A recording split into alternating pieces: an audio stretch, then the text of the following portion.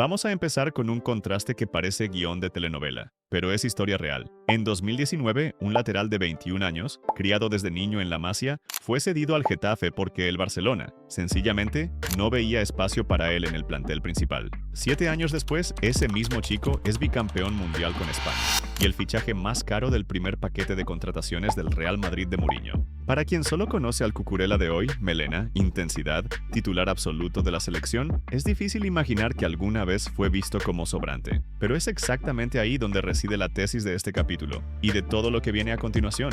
La trayectoria de Cucurella nunca fue sobre ser elegido, fue sobre nunca aceptar ser descartado.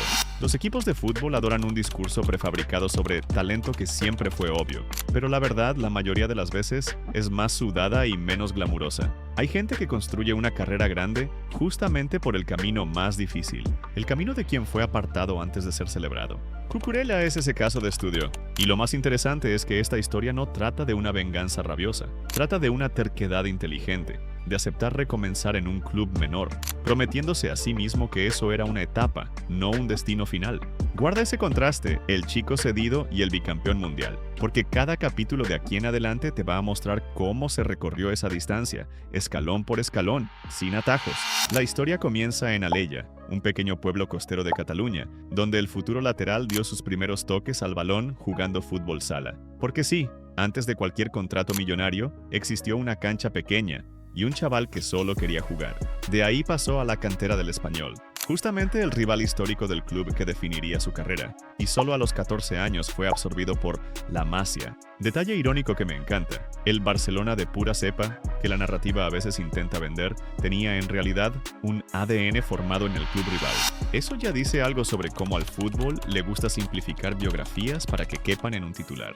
En la cantera culé, Cucurella fue subiendo categoría por categoría, pero cuando llegó la hora de dar el salto al primer equipo, lo que quedó fue casi nada. Un único partido oficial, en 2017, por la Copa del Rey contra el Real Murcia.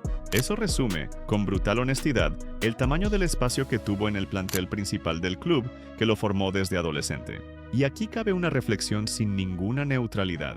Los equipos grandes descartan jugadores buenos todo el tiempo, no por falta de calidad, sino por exceso de opciones y falta de paciencia. Esa experiencia de casi ahí, de estar tan cerca y aún así tan lejos, no quebró al jugador, porque el hambre que él cargaría después en clubes menores y ligas distintas, nació exactamente de esa incomodidad de ver la puerta cerrarse justo en su cara.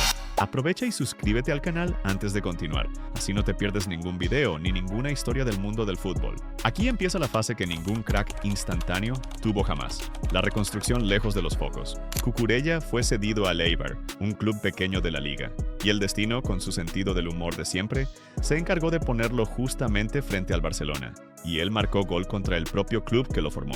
No hay escena más simbólica para ilustrar este capítulo. El chico que la Masia consideró que no encajaba, haciendo temblar la red contra el equipo que lo dejó ir. Después del Eibar, siguió rumbo al Getafe, donde sumó entre los dos clubes más de 100 partidos en la primera división española, no como suplente de lujo, sino como titular disputando el balón de igual a igual, sin que el peso de ex-Barcelona influyera en ninguna decisión.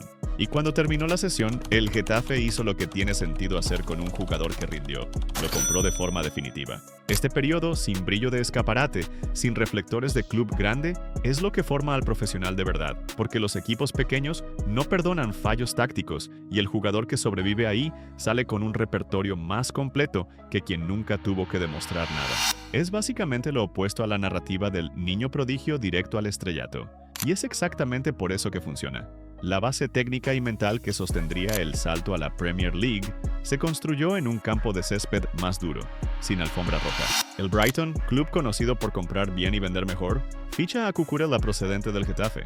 La adaptación al ritmo inglés fue inmediata, casi incómoda de lo rápida que fue, y la temporada que siguió fue de un nivel tan alto que le valió a Cucurella el premio a Jugador del Año del propio club, un reconocimiento directo de la afición y de sus compañeros, el tipo de premio que no se gana por la suerte de un partido aislado. Y no es exagerado decir que ese fue el momento prueba de concepto. El lateral que no encajó en el Barcelona se convirtió de repente en el nombre más codiciado de la posición en la Premier League. El Manchester City apareció interesado. Cosa nada pequeña, considerando que hablamos del equipo más dominante de Inglaterra en ese momento.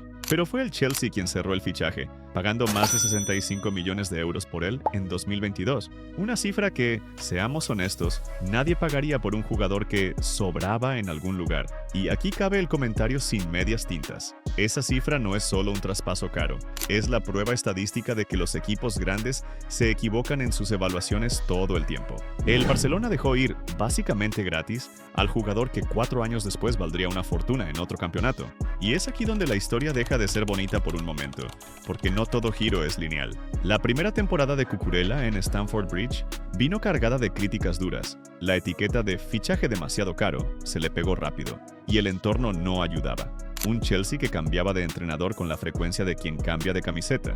Sin identidad táctica definida, sin paz en el vestuario. Había gente, y no poca, dudando de si él resistiría la presión del fútbol inglés después de un comienzo por debajo de lo esperado. Es el tipo de etapa que decide una carrera. O el jugador se derrumba junto con el caos institucional, o usa el caos como entrenamiento de resiliencia. Cucurella eligió, y aquí no hay medias tintas que valgan, la segunda opción. Se quedó, trabajó, mantuvo el nivel dentro del campo aún sin retorno inmediato en títulos. Y la respuesta llegó, conquista de la Conference League y del Mundial de Clubes con el propio Chelsea, además de la confirmación como titular absoluto de una España campeona de la Eurocopa 2024, competición por cierto en la que fue uno de los nombres más elogiados del torneo, algo que nadie preveía meses antes. Ese es el punto que sostiene todo este capítulo. Fue exactamente en ese periodo turbulento, no en los momentos fáciles, cuando Cucurella demostró su valor real, como competidor que aguanta la presión, no como crack de escaparate que solo rinde en un escenario perfecto. Cerramos con la secuencia que consolidó de una vez por todas el momento de Cucurella, el bicampeonato mundial junto a España en 2026, coronando una trayectoria que pasó de suplente improbable a pieza fundamental de la selección. Y todavía durante el propio mundial, detalle nada banal, llegó el anuncio de su traspaso al Real Madrid, el club que él una vez bromeó diciendo que preferiría raparse la cabeza antes que defender. No vamos a fingir aquí una sorpresa exagerada, ni a tratar esto como una traición dramática. Contrato es contrato, carrera es carrera. Y el propio Cucurella dejó claro en su momento que cualquier decisión de ese tipo pasaría por la familia y el momento oportuno, no solo por la rivalidad histórica. Lo que esta trayectoria revela en el fondo es un patrón implacable. Cada rechazo sucesivo se convirtió en combustible para la siguiente etapa. La Masia lo descartó antes de que su carrera siquiera comenzara. Llegaron las sesiones, el exilio funcional de quien todavía necesitaba demostrar su valor. En Londres, las críticas se acumularon. Cucurella transformó cada uno de esos rechazos en resiliencia práctica, y lo que podría haber sido una sucesión de fracasos se convirtió en la base sólida de lo que él llegaría a ser. Sin sentimentalismo forzado, vamos a cerrar de la manera que esta historia pide. Si algún día él levanta un título con el Real Madrid, no va a ser la historia de un niño prodigio finalmente reconocido. Va a ser la confirmación fría y directa de que el chico que sobró en la Masia terminó conquistando, a la fuerza, el club que un día lo vio solo desde afuera. Si quieres estar al tanto de todo lo que pasa en el fútbol y descubrir los secretos detrás de la vida de los jugadores que los medios no cuentan, suscríbete al canal y activa la campanita. Cada semana hay una historia nueva esperándote.